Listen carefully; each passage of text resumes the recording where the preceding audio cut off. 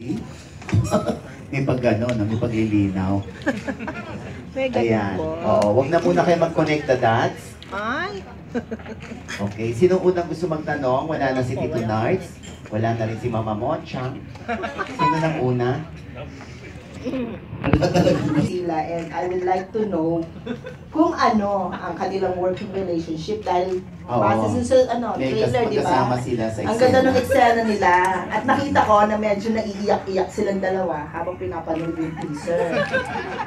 So, Priscilla first. How is it working with Janice after all these years? Tita Pilar, sobra ako na-bless to be able to work with an actress of that kind of caliber in pinaka-first soap opera ko. I'm so thankful to the Lord and of course to ABS and to buong cast ng Be My Lady to trust me, you know, that kind of, job because ang tapon nila to pair me with Miss Janice. And I don't think that I could be happier because Miss Janice Belling is very professional. She's the Miss Janice Belling.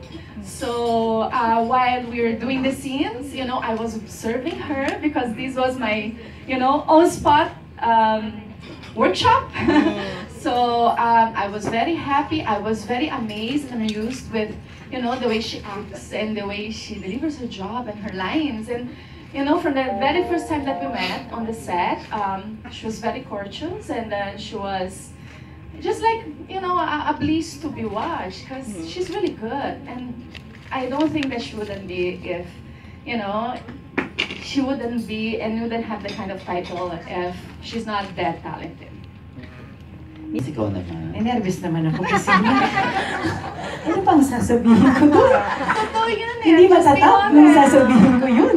Very well said. Thank you. Thank you. And hindi po kami magkaaway. So, parang hindi ko talaga maintindihan kung bakit sobrang big deal sa lahat ng tao that we're going to work together. Hindi kami magkaaway. Well, there is no reason for us to be enemies. And actually, nung tinanong sa akin ni Direk Roel yan, yung sinabi na sa akin, if it was okay. Ikaw ba nagsabi sa akin? Ikaw ba? Oo, ikaw nga. Sabi ko, wala namang problema. Bakit naman magiging problema? So, on the first day of work, na magkasama kami ni Priscilla, syempre, lahat ng tao, alam ko, nakikiramdam sila kung may magsasapakan ba o magkakagulo ba. And, I did my best to make her feel comfortable. Not because I'm there, but because it's her first time. What was the first scene na kinunan sa inyo? Yun na agad? Yung Yun eh, yung nakayalaw ako. Yun nasa skateboard yung si Bruce.